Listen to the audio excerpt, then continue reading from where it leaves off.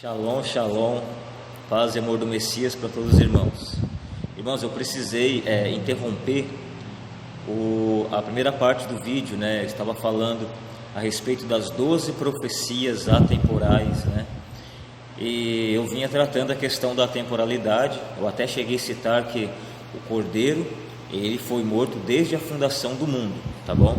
Eu tive que parar por causa do barulho, que estava demais. Começou um barulho muito alto aqui do lado, aí não teve como, tá? Então agora eu quero dar continuidade a essa questão, para nós entendermos um pouco da temporalidade e um pouco da natureza do Israel de Deus.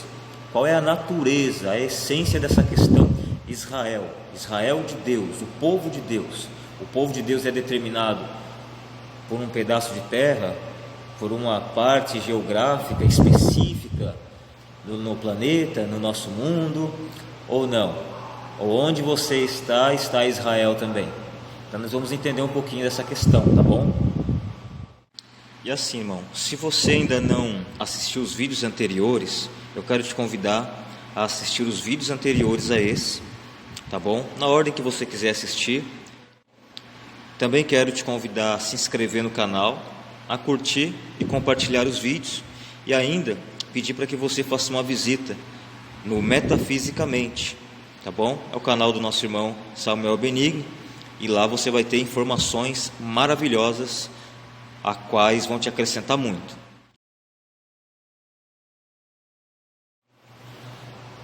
Bom, então vamos abrir alguns textos para a gente poder analisar pelo menos mais uma profecia. Eu quero mostrar para vocês.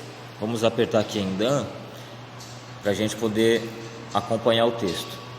Dá uma olhada. Veja que lá em Gênesis 3, versículo 14, ali Deus lança a profecia sobre a serpente e sobre a mulher.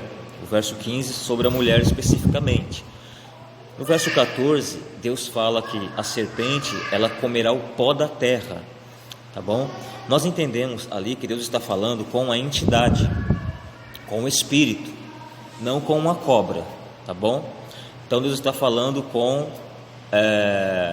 Satanás mesmo, e ali Deus está impondo sobre ele algumas maldições referentes à limitação do seu poder e tal, né?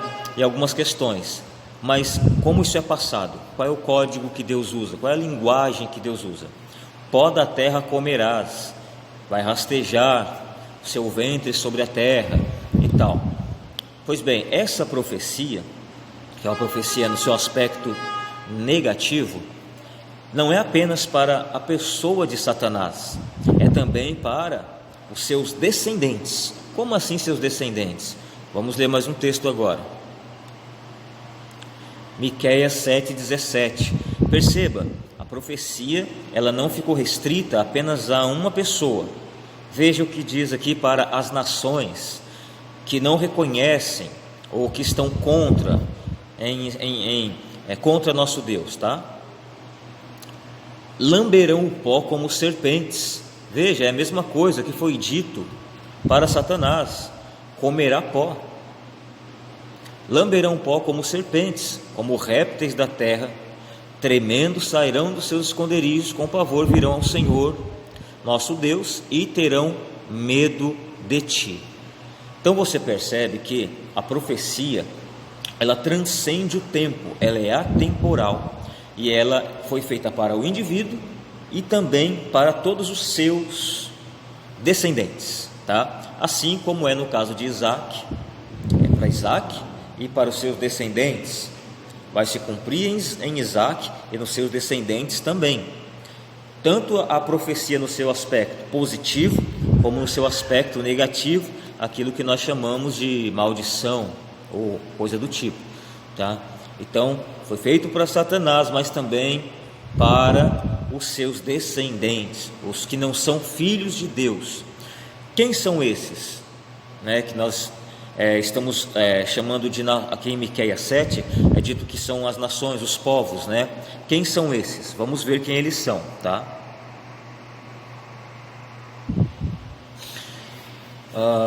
Vamos ver quem são esses filhos. esses descendentes, né? Tanto no caso da serpente, como também os descendentes da mulher, tá bom? Vamos lá. Aqui nós vamos ler a parábola do joio e do trigo, ou trigo e joio. Está em Mateus 13, do verso 24 em diante, está escrito assim: propôs-lhe outra parábola, dizendo: o reino dos céus é semelhante ao homem que semeia boa semente no seu campo. Então aqui vale muito nós frisarmos que isso é uma parábola, tá? Como nós já lemos nos Salmos, né? Que o Senhor Jesus ele vem trazer parábolas antigas, tá? De tempos antigos, desvendar, revelar os enigmas dos tempos antigos, tá? Então se trata de uma parábola.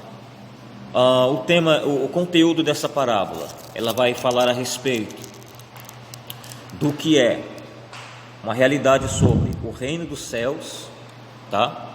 Ela vai nos contar uma realidade sobre o reino dos céus, e vai dizer que é semelhante a um homem que semeia uma boa semente no seu campo. Mas dormindo os homens, veio o seu inimigo. Então aqui nós temos que identificar quem é esse homem e identificar quem é o seu inimigo. Quem é o inimigo desse homem, tá? Inimigo, diabo, Satanás, né? São sinônimos na linguagem bíblica. Então esse Satanás, esse diabo, esse inimigo, essa serpente, semeou o joio no meio do trigo e retirou-se, tá ok? Então vamos adiantar agora alguns versos mais adiante, só para a gente ver a explicação já da parábola, tá? Então veja, verso 36: então, tendo despedido a multidão, foi Jesus para casa. Chegaram ao pé dele os seus discípulos, dizendo: explica-nos a parábola do joio e do campo. Então você percebe que nem tudo é falado abertamente. O Senhor Jesus, ele com seus discípulos em particular agora, ele vai trazer a explicação de uma forma mais clara.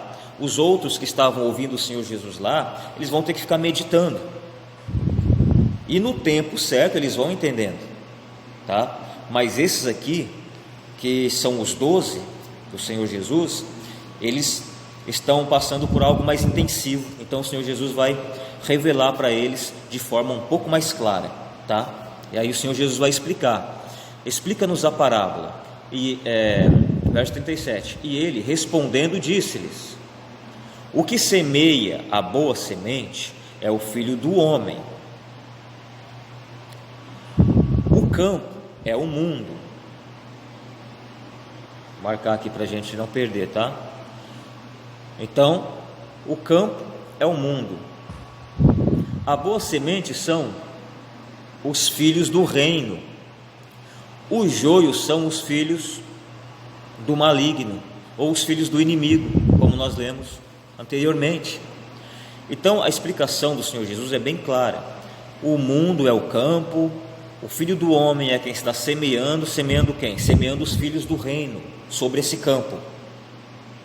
E o inimigo que veio e semeou uma outra semente é o maligno, e essa outra semente é o joio, tá ok? Ou seja, que não são os filhos do reino. Então você percebe que esses que lamberão o pó como serpente são os filhos do maligno. Por quê? Porque o próprio maligno também vai lamber o pó como serpente, como foi profetizado lá atrás em Gênesis 3,14, mostrando o que para nós com isso? Mostrando que a profecia, ela é atemporal, não está restrita a um indivíduo e nem a um momento específico apenas,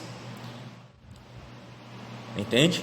Então nós vemos esse padrão também nas profecias positivas, com relação a Abraão, Isaac e Jacó.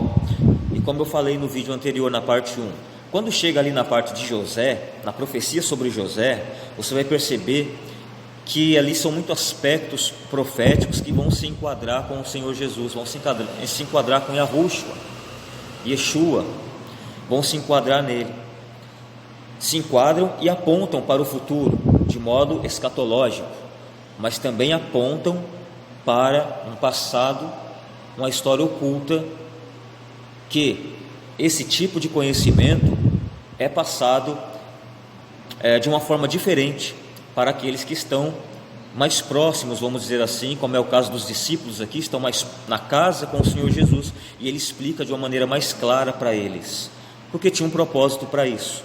Então hoje, da mesma forma, Deus quer te trazer revelações escondidas de uma forma mais clara, porque estamos já no fim dos tempos. Foi dito para Daniel que nos últimos dias seria desenrolado muitos mistérios.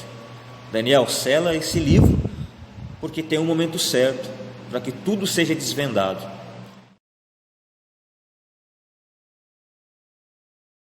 Deus abençoe e até o próximo vídeo.